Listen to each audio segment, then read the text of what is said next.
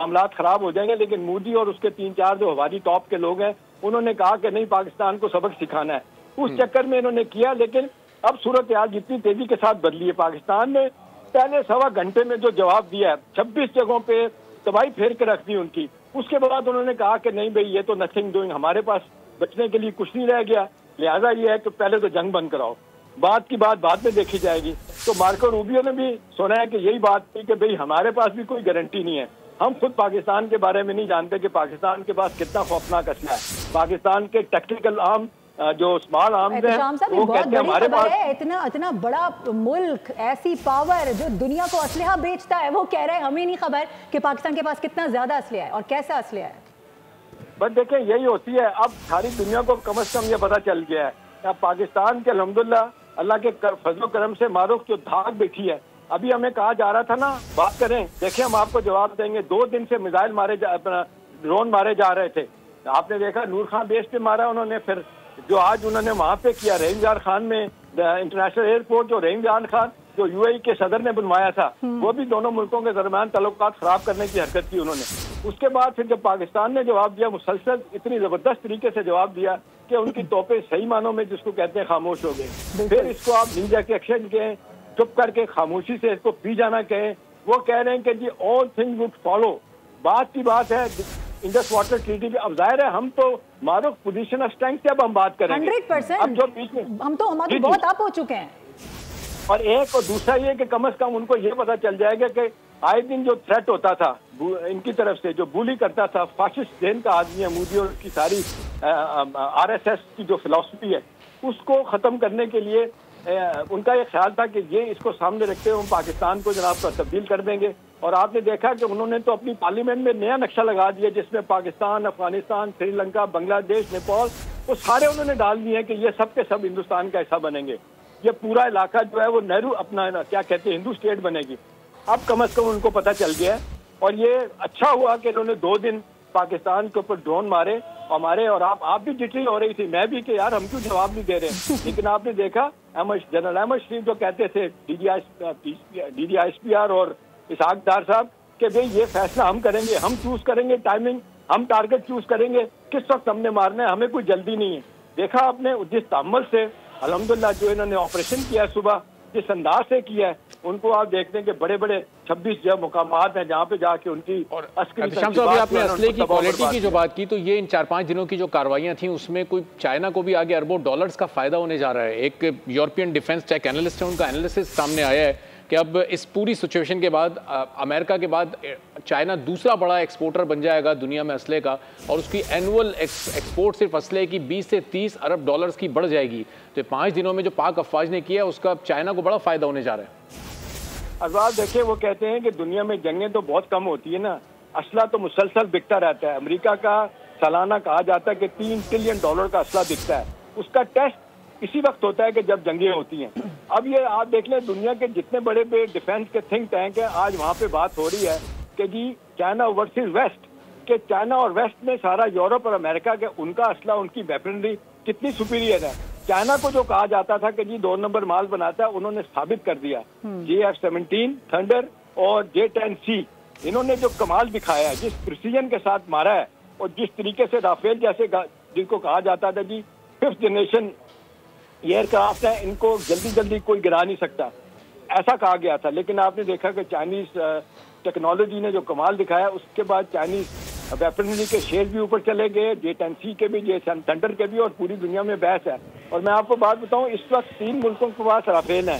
एक पास फ्रांस के पास, दूसरा इन्होंने दिया चाइना को, और तीसरा इन्होंने दिया इजिप्ट को। अब कहा जा रहा है कि कुछ मुल्कों ने जो मायदे किए थे या सोच रहे थे वो वापिस होंगे। अब जब वापिस होंगे तो $1 बिलियन का नुकसान अलहदा होगा, साख का अलहदा नुकसान होगा फ्रांस की, और वेस्ट पे भरोसा कम होगा, लोग चाइना पे आएंगे। और इन अदर वर्ड में आपको बताऊं, चाइनीज जितने आज खुश हैं, मारो का रबाब शायद कभी भी नहीं होंगे। और खासतौर पर वो मुमालिक जो बड़ी स्ट्रॉन्ग मजीद होने जा रही है, क्योंकि बार-बार जी अरबाब जो सस्ता असला खरीदना चाहते हैं, जो मुमालिक एशिया के वो मुमालिक जो बड़ी मईशतें नहीं है, या अफ्रीका के मुमालिक जिनकी मईशत इस वक्त बहुत मजबूत नहीं है, तो उनके लिए एक अच्छा ऑप्शन है कि वो सस्ता और मौसर और एफिशिएंट असला चाइना से खरीद सकते हैं। देखिए अरबाब, जो ये राफेल है, इसकी कीमत बताई जाती है $288 मिलियन की, जबकि 10C और JF-17 थंडर, ये कहा जाता है 40 से 45 मिलियन डॉलर की इनकी जो है ना प्राइस है। आप मुझे बताएं, अगर इनकी एफिशिएंसी इतनी ज़्यादा है और इनकी कारकर्दगी इतनी शानदार है और पैसे भी कम है, तो मुझे बताएं कि कौन है जो जाके इतना महंगा असला खरीदेगा। और जो अमेरिका बेचना चाह रहा था इंडिया को ये अपना F-35, वो तो बहुत ही महंगे जहाज हैं, वो तो सुना है 300 मिलियन डॉलर से भी ज़्यादा किया है। अब मेरा ख्याल है वहाँ पे भी अब अपना हिंदुस्तान में ये होगा कि किस मुसीबत में फंस गए हैं, कौन सा असला ले ना लें। एक बहस वहाँ पे ये है कि 70% उनका असला ऑब्सोलीट है और रशियन असला भी इतना अच्छा नहीं है, पुराने उनके जनाब सामान है अमेरिका के जो लेना शुरू किया। लेकिन उनका मसला यह था कि 80% 70% ज़्यादा पाकिस्तान के पास अमेरिका का असला है, और अमेरिका का असला अगर पाकिस्तान को दिया है तो ये हर मुल्क का ये होता है कि जो राइवल मुल्क होता है उसको वसला नहीं देते। अच्छा एहतिशाम साहब, जब आप ये गुफ्तगू कर रहे हैं तो डोनाल्ड ट्रंप की तरफ से भी एक ट्वीट सामने आ गया है जिसमें उन्होंने दोनों ममालिक को मुबारकबाद भी दी और कहा है कि एक बहुत अच्छी बात है कि इस वक्त दोनों ममालिक सीज़ फायर की तरफ गए और इस खित्ते में मज़ीद तबाही नहीं हुई और उसको रोक लिया गया है। और दोनों ममालिक का उन्होंने शुक्रिया अदा किया है कि जो दरख्वास्त जो सालसी की पेशकश उनकी जानिब से की गई उसको कबूल करते हुए फौरी तौर पर दोनों ममालिक ने अमल किया है। और अब इस ट्वीट से बिल्कुल ये कहा जा सकता है कि बोल की जो खबर है, यानी एहतिशाम साहब ने जो खबर सबसे पहले ब्रेक की थी, उसको वो खबर कंफर्म हो गई है। ट्रंप कंफर्म कर रहे हैं एहतिशाम साहब की खबर को। एहतिशाम साहब कांग्रेचुलेशंस। दुनिया भर में हमने देखा है किस तरीके से ये सीज फायर होते हैं, थैंक यू, किस तरीके से ये ऐलान होते हैं। मेरी हमारे बोल की कामयाबी है, ये हमारा टीम वर्क है अल्हम्दुलिल्लाह जिसने काम दिखाया है। बिल्कुल। अब क्या देख रहे हैं, थोड़ी देर में जब ये सीज फायर हो जाएगा, दोनों ममालिक के दरमियान सब सुकून से बैठ जाएंगे, फिर जो मजीद मामलात हैं वो आगे किस तरह से बढ़ेंगे? देखिए, फौरी तौर पे तो मैं एक चीज कह सकता हूँ मारूफ कि इस वक्त पाकिस्तान की जो बिजनेस कम्युनिटी है, इंडस्ट्रियल कम्युनिटी है, इसी तरह कहा जाता है हिंदुस्तान की है, वो सारे लोग परेशान थे कि बिलियन ऑफ डॉलर जो है ना वो इस वक्त लगा हुआ है कि इकोनॉमी को कैसे ठीक करना है, अदारे कैसे ठीक करने हैं। और सबको लग रहा था कि ये खुदा ना खास्ता लड़ाई थोड़ी सी आगे गई तो सारा मलिया मेट हो जाएगा। ये इसको देखते हुए तो वो जिसको साई ऑफ रिलीफ कहते हैं ना, वो एक किस्म का आया कि ये जंग बंद हुई है। अब नए सिरे से लोग इकोनॉमी की तरफ, फाइनेंस, बिजनेस, ट्रेड की तरफ जाएंगे।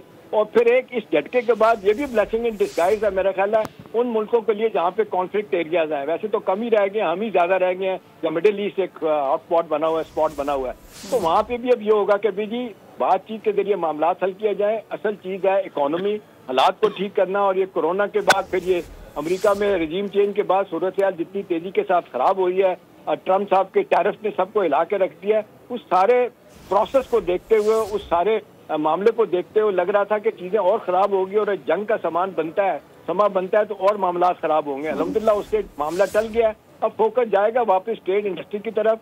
और हमारी हुकूमत तो बार बार ये कह रही थी, हमारे तो इसहाक डार साहब ने कई दफा ये बात की, उन्होंने कहा पाकिस्तान तो अफोर्ड ही नहीं कर सकता लड़ाई करना, हम तो स्ट्रगलिंग इकोनॉमी है, हम तो इकोनॉमी को ठीक करने की कोशिश कर रहे हैं, कोई अच्छे से खराब है। अल्लाह अल्लाह करके मामला थोड़े से ठीक हुए हैं तो हम जंग में चले जाएंगे। हमें कोई पागल है, हम इस चीज को नहीं समझते, लिहाजा हमने इसको डिनाई किया। अब ये भी बात आहिस्ता आहिस्ता अरबाब मारूफ आप देखें ये साबित होगी, ये पता चल जाएगा कि पहलगाम वाकई जो है ना वो जिसको कहते हैं फॉल्स फ्लैग ऑपरेशन था, इन्होंने खुद करवाया। सारी दुनिया उनको कह रही थी कि जनाब आप हमें बताएं, इसके सबूत दें। और आज लेटेस्ट आपने तहमीम रूस का देख लिया, अपना स्टेट डिपार्टमेंट की जो स्पोक्स पर्सन है वो कहती है पाकिस्तान की इस बात में वजन है कि हिंदुस्तान शफाफ अपना तहकीकात के लिए तैयार हो। अगर वो नहीं बताता कि जनाब हमने प्रूफ नहीं हमारे पास है कि पाकिस्तान ने कराया, तो मेरा ख्याल है सफारती महाज पे बड़ी कामयाबी हुई है, पाकिस्तान का मिलिट्री के महाज पे बड़ी भरपूर कामयाबी हुई है। और तीसरी इंपॉर्टेंट चीज है कि आज मारूक और अरबाब जितनी कौम यूनाइटेड है, अल्हम्दुलिल्लाह सारे इकट्ठे हो गए हैं। सारी कौम बुला के इकट्ठी हुई है कि नहीं भाई हम ये हिंदुस्तान के खिलाफ इकट्ठे होंगे, ये हमें जो बुली कर रहे हैं, ये जो एक फाशिस्ट रजीम वहाँ पे कायम हो गई है, इसके आगे हमने नहीं खड़ा होना, इसके नीचे नहीं लगना, हमने इसकी बात नहीं सुननी। तो अल्हम्दुलिल्लाह ये पाकिस्तान की हर सतह पे विन विन सिचुएशन बनी है। जी ठीक है, विन विन सिचुएशन बनी है। ट्रम्प का जो ट्वीट आया है उसने एहतिशाम साहब की खबर पे मोहरे सब कर दिया, बता दिया है कि ये खबर बिल्कुल सही थी और हमने सबसे पहले बोल न्यूज़ अपने नाज़रीन के साथ शेयर की है। 4:30 बजे सीज फायर हो चुका है, लेकिन अभी तक गवर्नमेंट की जानिब से इस तरह के ऑफिशियल स्टेटमेंट सामने नहीं आए। कहा जा रहा है कुछ देर के बाद ऐलान होगा। सब्सक्राइब करें और बेल दबाएं ताकि कोई खबर रह न जाए।